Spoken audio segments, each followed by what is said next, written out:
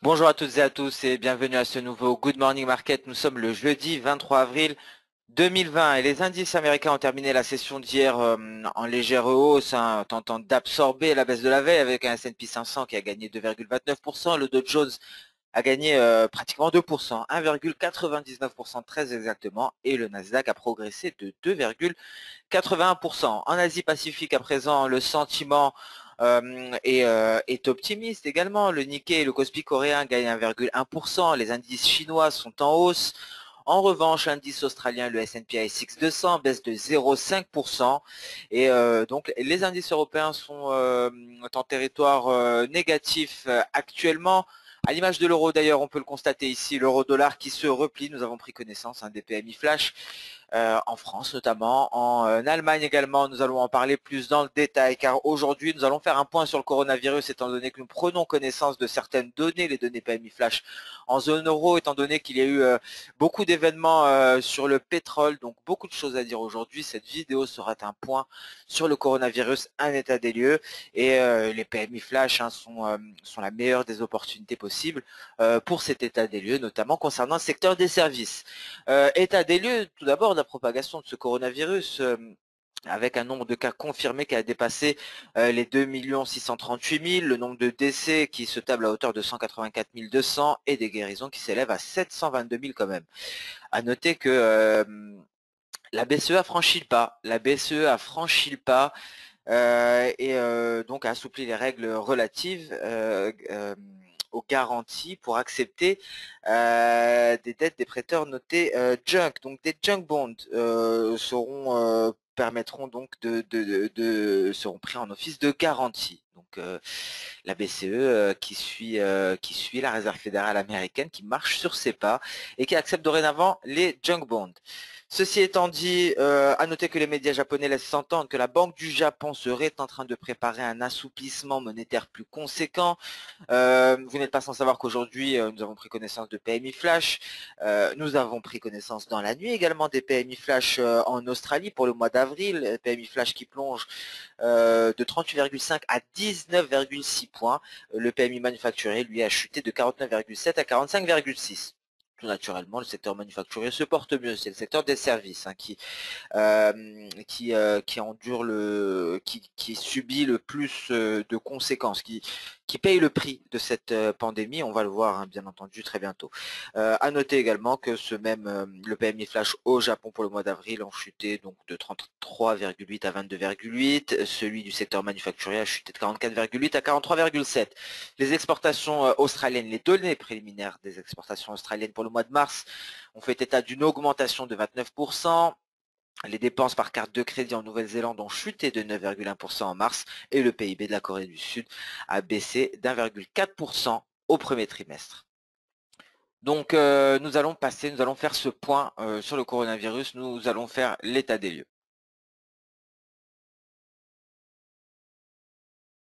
Pour cet état des lieux, nous allons débuter par l'économie française, étant donné que la France donc a débuté dans cette séance durant laquelle on attend pas mal de publications. On va en parler également à la fin, après avoir fait ce petit état des lieux donc des conséquences du coronavirus. Il faut savoir qu'on attend encore les PMI au Royaume-Uni.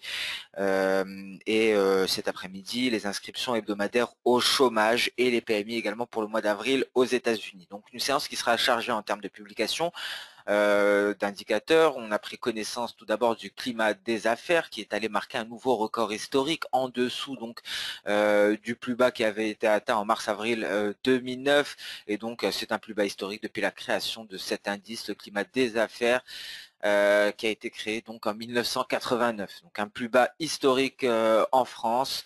Ce qui en ressort de ce sondage, c'est que la confiance visiblement n'est pas là pour le moment au niveau des affaires en France, ce qui peut se comprendre au vu du confinement actuel, au vu du flou également face à ce déconfinement. On a beaucoup de mal à comprendre comment cela va se dérouler, on a beaucoup de mal à comprendre la logique du déconfinement, pourquoi déconfiner des écoles et maintenir les restaurants, les bars et ainsi de suite fermés.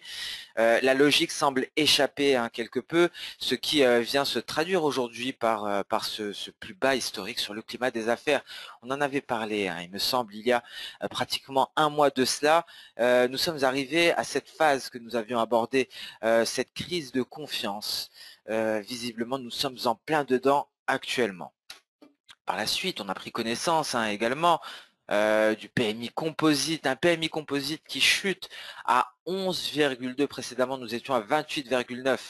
Donc c'est bien en dessous des estimations, les estimations qui tablaient pour 24,5. Donc nouveau plus bas historique également pour les PMI historiques. Et le plus alarmant, ce sont les PMI des services à 10,4 alors qu'ils étaient à 27,4 en mars. Tout à fait normal, très difficile de tenir des services dans un climat, dans une configuration de confinement. Donc cela se traduit par un plus bas historique du PMI des services. Donc nous en avons pris connaissance il n'y a pas si longtemps que cela. À présent, on va s'intéresser quelque peu à l'Allemagne. Ce n'est guère plus glorieux en Allemagne, avec un PMI composite qui chute à 17,1 contre 35 en mars, et le PMI des services qui chute à 15,9 contre 28 attendu. Je pense que cela devrait vous rappeler les PMI dont nous avons pris connaissance il y a quelques semaines en Chine. Et voilà, aujourd'hui nous en sommes, c'est au tour de l'Europe de faire état de graphiques similaires. On avait vu pratiquement la même chose en Chine, et il me semble que nous avions fait une vidéo spéciale. C'était également un état des lieux coronavirus. C'était les premières vidéos concernant les conséquences de ce coronavirus. C'était, il me semble, la veille, un vendredi, et on devait prendre samedi connaissance des PMI en Chine. Alors je m'en souviens parfaitement, et lundi nous avions fait ce fameux état des lieux avec des graphiques de ces PMI chinois qui étaient similaires, tout simplement. Et donc aujourd'hui, quelques semaines après, nous faisons face à la même situation en Europe, ce qui explique donc le repli que nous constatons actuellement sur les indices européens. À présent, nous allons faire un point sur le marché pétrolier. Nous n'allons pas répéter tout ce qui a été dit, que ce soit concernant les stocks, que ce soit concernant l'offre ou la demande. Les vidéos précédentes sont encore disponibles sur notre chaîne YouTube et le resteront. Donc si vous avez un doute sur un thème en particulier concernant le marché pétrolier qui ne sera pas abordé à présent, n'hésitez pas à consulter les précédentes vidéos. Donc nous allons faire une mise à jour, et d'ailleurs c'est le NOC au niveau du marché d'échange qui a été en tête des devises majeures, et c'est grâce à un pétrole qui a retrouvé des couleurs hier. Et pourquoi il a retrouvé des couleurs, on va en parler dans le détail. C'est un tweet de Donald Trump, encore une fois, qui est venu, qui a permis au pétrole de progresser à la hausse. Tout d'abord, on commence par, on va parler du Mexique très brièvement. Le Mexique qui, souvenez-vous, a quelque peu ralenti les négociations sur la fin pour s'accorder donc à une réduction globale de la production. Et donc le Mexique a annoncé aujourd'hui un plan de relance, une enveloppe de 622 milliards de pesos. 622 milliards de pesos, c'est environ 25,5 milliards de dollars. Et cela donc, ça permettrait de faire face aux conséquences de ce coronavirus. Ce qui est intéressant de noter, c'est donc la composition de cette enveloppe. Cette enveloppe serait favorable principalement à Pemex, la compagnie pétrolière contrôlée par l'État. Donc ça nous intéresse en vue de ce point sur le marché pétrolier. On va en parler dans le détail. Et bon, pas dans le détail, on va en parler brièvement, et pour par la suite déployer le reste de l'actualité sur le marché pétrolier. C'est une enveloppe donc qui devrait être destinée à 38 projets prioritaires du gouvernement, et ces projets prioritaires comprennent la production de pétrole brut, la réhabilitation des 6 raffineries existantes, la construction d'une nouvelle raffinerie et la production d'électricité à partir des centrales hydroélectriques du pays. Et ça, ce sont bien entendu selon les déclarations du président mexicain lors de sa conférence de presse quotidienne. Donc voilà le détail. Donc ce que l'on peut en retirer, c'est que le gouvernement mexicain, malheureusement et malgré les circonstances, semble s'obstiner à produire, mais pas seulement à produire, également à raffiner, alors que typiquement d'un point de vue fondamentale, il devrait stopper la production et se focaliser sur des efforts de maintenance de ces installations.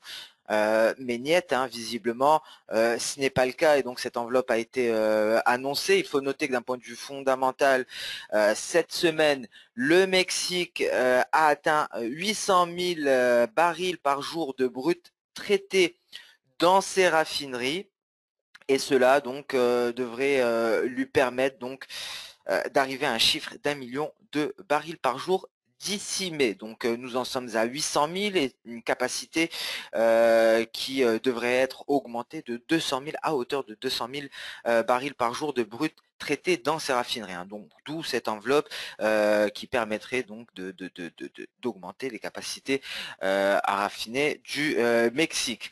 Autre chose que souhaiterait faire le Mexique, hein, il faut savoir que le Mexique souhaiterait, comment dire, limiter sa dépendance face à sa dépendance pétrolière, si je puis dire.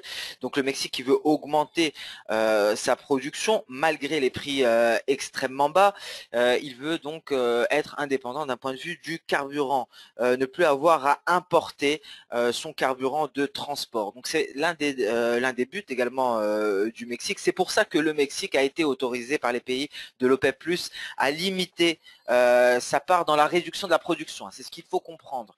Souvenez-vous que le Mexique a retardé quelque peu hein, l'aboutissement des négociations et au final le Mexique a été autorisé par l'OPEP+, à limiter sa part dans la réduction de la production globale. Donc deux objectifs pour le Mexique, augmenter sa capacité de raffinerie et concrètement le Mexique souhaiterait diminuer ses importations de carburant et donc ne plus être dépendant de cela. Il faut noter qu'en 2019 le Mexique a importé environ 70% de ces 800 000 de barils par jour de consommation moyenne d'essence. Et ça, ce sont les chiffres officiels mexicains. Donc voilà pour ce point concernant le Mexique qui semblait très important. Pourquoi? Parce que c'est un plan de relance en vue de lutter contre la pandémie du coronavirus et c'est un plan de relance qui est spécialement dédié au secteur pétrolier. Donc ça tombe bien pour cette vidéo état des lieux de la pandémie du coronavirus. Donc voilà pour le plan mexicain qui a été annoncé hier.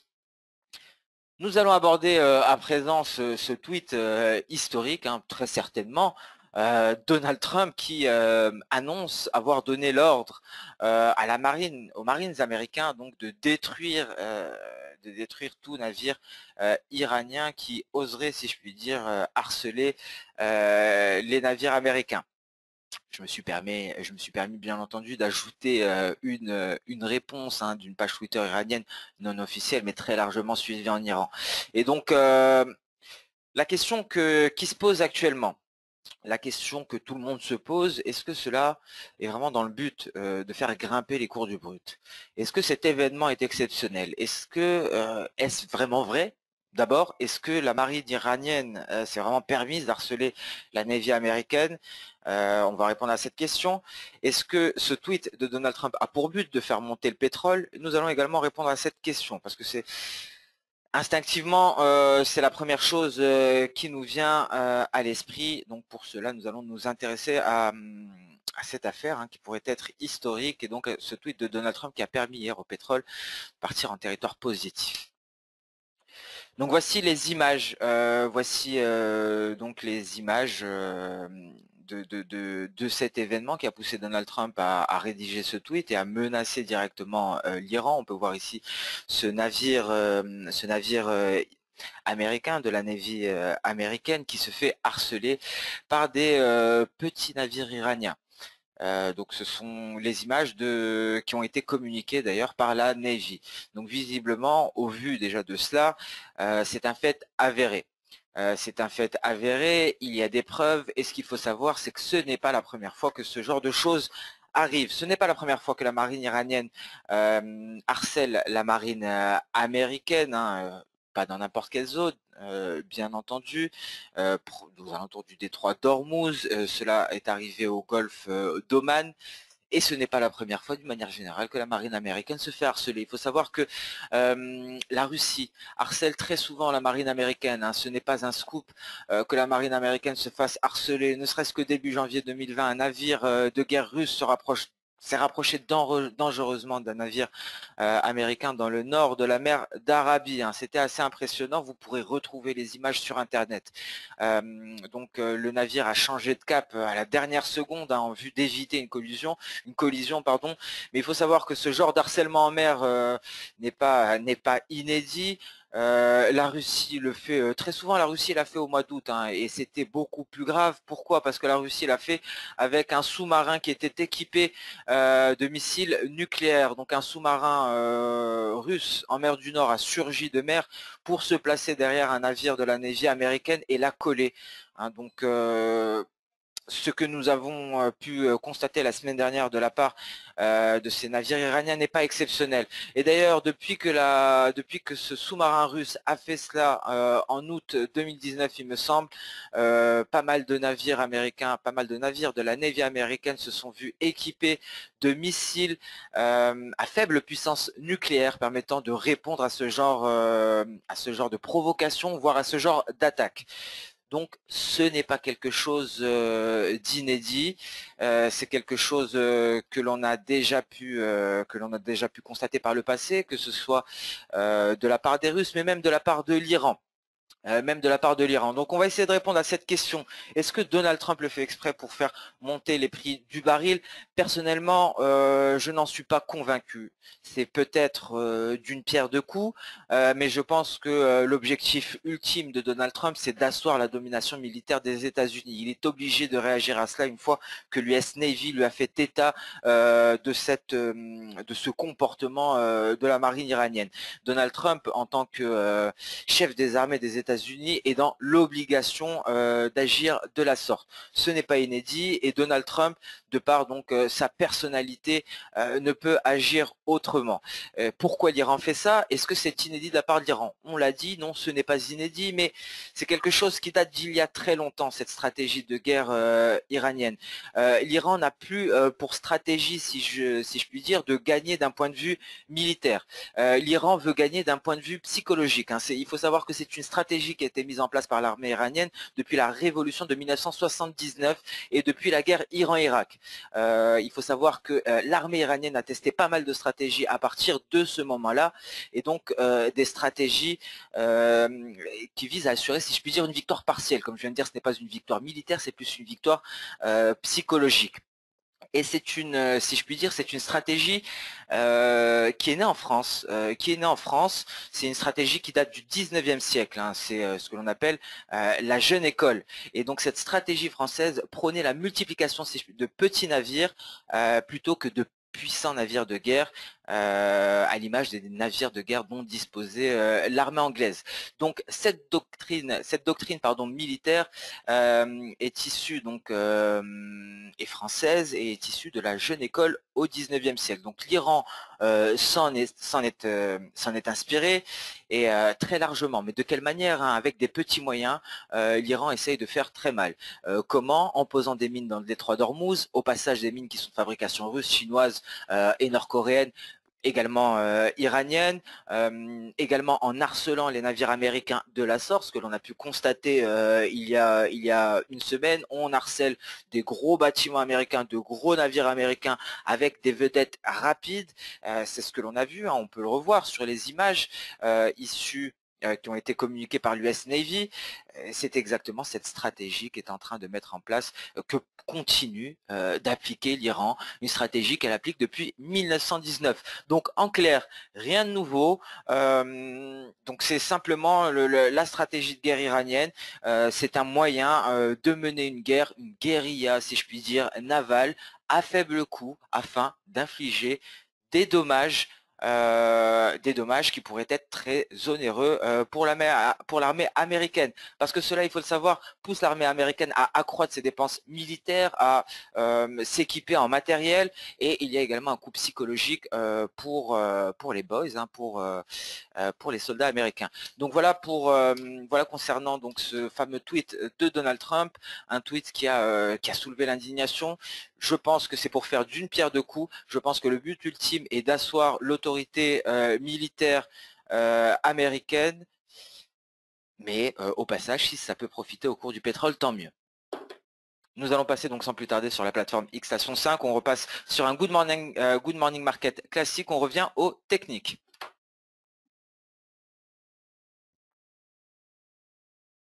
Voilà, donc on passe aux techniques, et bon, à la fin on pourra clôturer même ce Good Morning Market pour ceux que ça intéresse par la vidéo même de ce qui s'est passé donc justement avec ce navire de la Navy américaine. Mais avant cela, parlons peu, parlons bien, parlons technique. Nous allons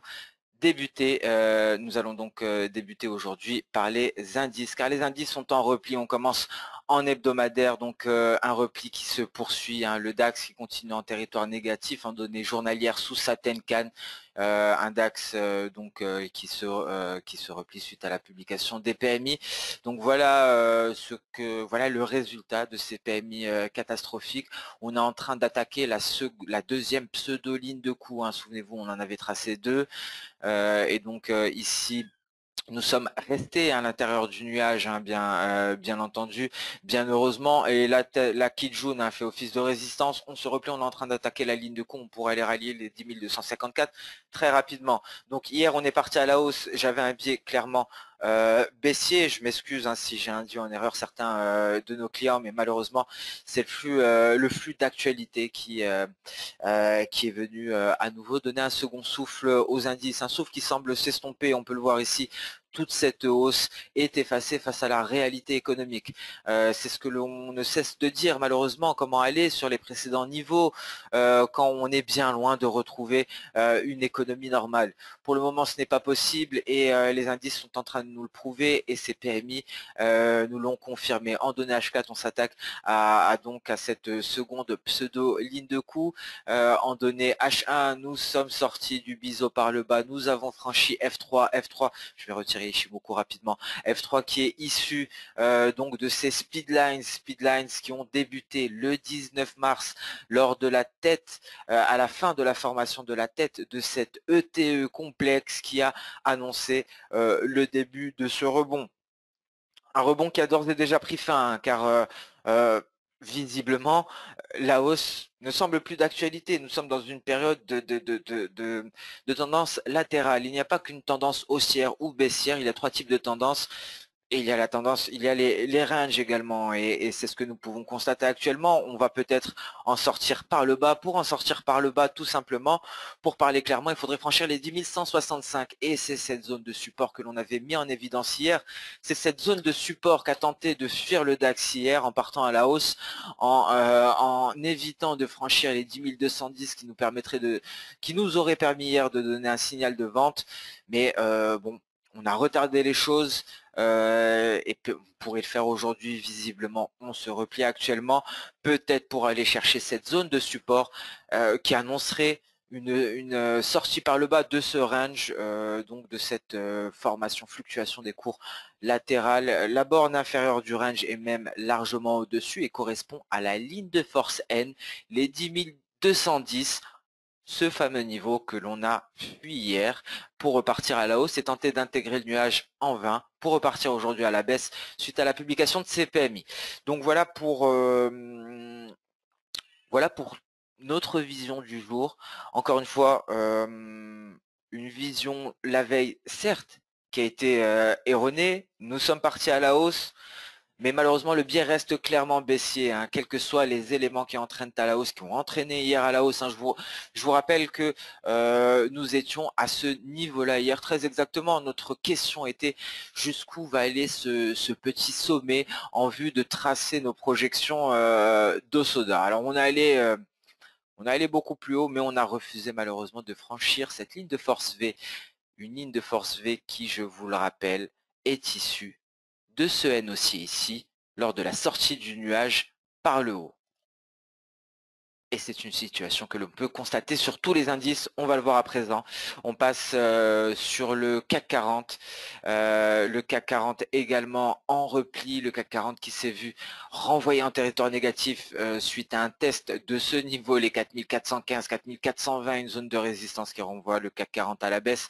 Un CAC 40 qui pourrait enfin aller chercher donc ces niveaux, aller chercher éventuellement les 4320. c'est la cible pour le CAC 40. Attention à tout franchissement de ce niveau. Ce serait pour aller chercher par la suite le seuil psychologique des 4300, dernier rempart avant des replis qui pourraient être plus conséquents en direction des 4262. Ne vendons pas la peau de l'ours avant d'avoir tué. Avant cela, il faudrait poursuivre à la baisse, mais attention également aux inscriptions hebdomadaires au chômage aux États-Unis dont nous prendrons connaissance cet après-midi. On s'attend bien entendu à un chiffre catastrophique. Est-ce qu'on va aller à la hausse suite à ce chiffre catastrophique? Très difficile de répondre à cette question, mais les chiffres de cet après-midi iront dans le sens des chiffres de ce matin et ne feront que confirmer l'état lamentable de nos économies. Le Dow Jones, hein, donc c'est exactement le même topo. On peut donc retrouver cette ligne de force antérieure ici, la ligne de force E qui renvoie le Dow Jones à la baisse. Et c'est bien ce N haussier hein, que nous avons pris en considération quelque peu après la sortie du nuage par le haut.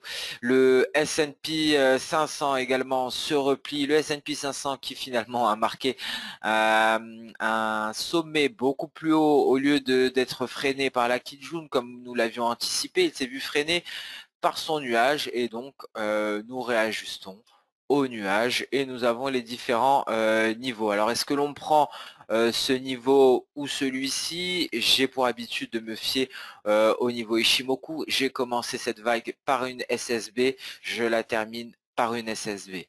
Donc concrètement le niveau qui posera problème sur le S&P 500 ce sont les 2683. Mais après s'être affranchi des 2700, les chances sont fortes que l'on s'affranchisse donc de ce support par la suite pour poursuivre à la baisse. Mais attention à tout sorti par le haut du nuage, on pourrait aller chercher les 2828. Hein. Donc je retiens mon erreur de la veille, je vous donne également le scénario alternatif qui est haussier, car effectivement des plans de relance, des plans d'aide peuvent entraîner à la hausse les indices. Et visiblement ces plans sont annoncés à des moments opportuns. Ce n'est pas la première fois que l'on voit ça. La Fed a déjà essayé de taire certains chiffres. Il me semble que c'était le NFP de mémoire. Donc attention au timing des annonces des plans de relance. C'est ce qui permet de maintenir les indices en vie, les indices en territoire positif. Nasdaq donc qui vient tester ici les 8597, les 8600. Plus largement le Nasdaq qui a surpassé ici hein, donc ce top pour aller chercher les 8680 et nous donne donc le niveau qui nous donnera le top départ, les 3350. Si on part à la hausse, on pourrait donc faire face aux 8780, à une grosse résistance à franchir. Attention à tout franchissement de cette résistance. Cela pourrait nous téléporter à 8950. Donc voilà pour le scénario alternatif.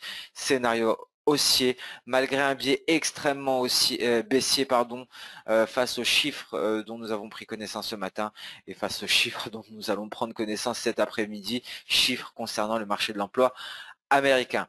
Donc voilà pour les indices. Nous allons passer à présent sur les matières premières. On va parler de l'or. On va parler de l'or qui est en train de déployer sa tendance haussière, qui est en train de se préparer à aller chercher les 1800 $, voire 1900, 1932. Donc en données H4, très intéressant hein, au final ce qui s'est déployé petit à petit en données H4, peut-être un triangle rectangle, nous sommes peut-être en train d'en sortir. Nous sommes peut-être en train d'en sortir par le haut, hein, ce qui peut paraître contre-intuitif. Donc je reste sceptique pour le moment. On pourrait peut-être assister à un repli, on pourrait peut-être aller chercher les 1673 avant de partir définitivement à la hausse. Souvenez-vous, hier, la barrière, c'était notre Kijun.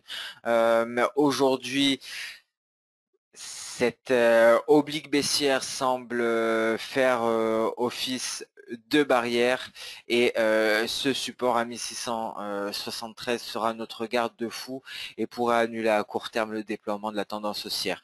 Pour leur attention à tout franchissement des 1733, Donc cela pourrait être un point d'entrée très intéressant en vue d'aller chercher les 1800.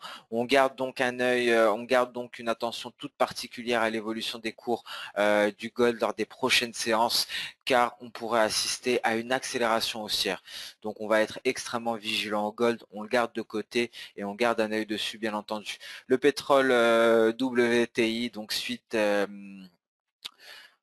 au tweet de Donald Trump a retrouvé des couleurs, le rapport de la SEC selon lequel USO, donc cet ETF, le plus grand fonds pétrolier américain qui à présent change ses modalités, ne s'expose pas uniquement au front-monte des contrats à terme, c'est-à-dire au contrat à échéance la plus rapprochée, mais commence à étaler quelque peu donc ses open interest sur les autres contrats.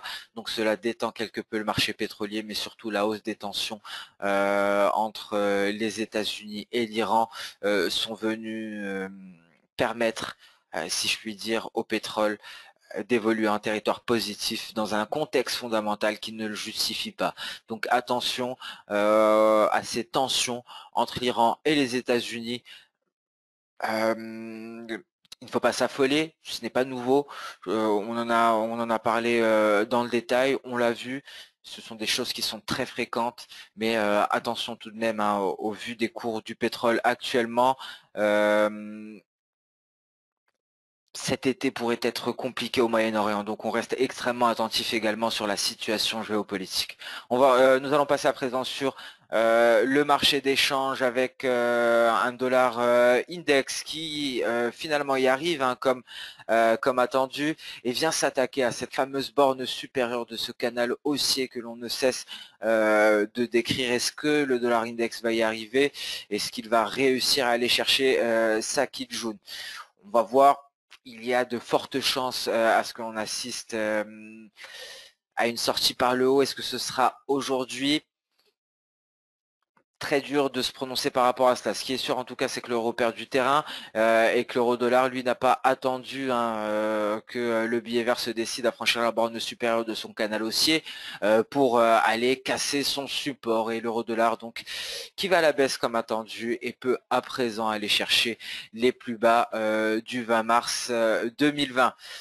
Je vous rappelle donc ce N baissier et comme le veut la règle des projections de Soda, le franchissement de la première ligne de force nous donne un signal de vente en direction des prochaines et la prochaine se situe au plus bas du 20 mars 2020 pour l'euro-dollar. Et l'USD4 toujours aussi compliqué à trader, l'USD4 de par sa corrélation avec le pétrole est indécis aux alentours des 1,4160 toujours sous sa Kijun.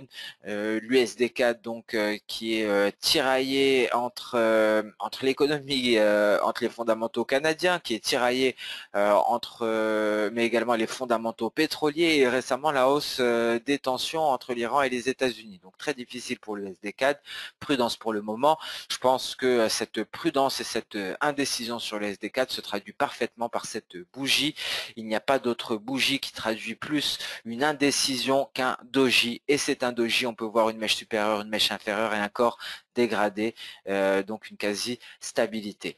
Le GBP USD à présent a rebondi hein, sur les 1,2268, toujours très incertain également la situation sur le câble, donc une situation pour résumer hein, le marché des changes, une situation qui se décante sur l'euro-dollar quand la situation sur le câble et sur le SD4 reste extrêmement indécise.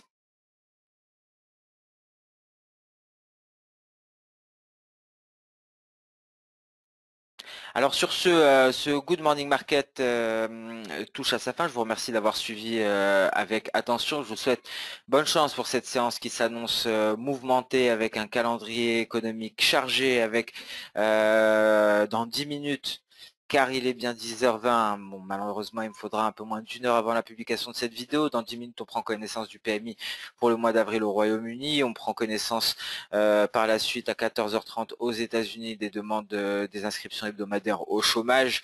C'est bien le chiffre que l'on attend tous avec impatience. À 15h45 aux États-Unis, indice PMI pour le mois d'avril. Encore une fois, des indices flash. À 16h, les ventes de maisons neuves pour le mois de mars. On prendra connaissance également de certains résultats d'entreprise, dont Union Pacific avant l'ouverture des marchés, Capital One Financial après la fermeture des marchés, Intel après la fermeture du marché. Donc voilà, ce Good Morning Market touche à sa fin. Je vous souhaite une excellente séance de trading, une excellente journée. Pour ceux que ça intéresse, hein, la vidéo de cet incident, de ce comportement d'harcèlement, si je puis dire, de l'armée iranienne sur un navire de la Navy américaine. Et sur ce, je vous souhaite une excellente journée. Je vous donne rendez-vous à demain pour un nouveau Good Morning Market.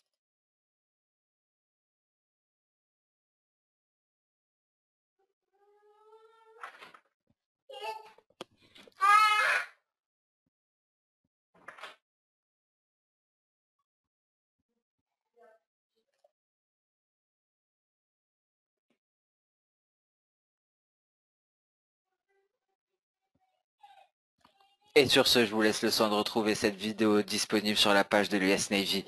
Excellente journée à toutes et à tous et à demain.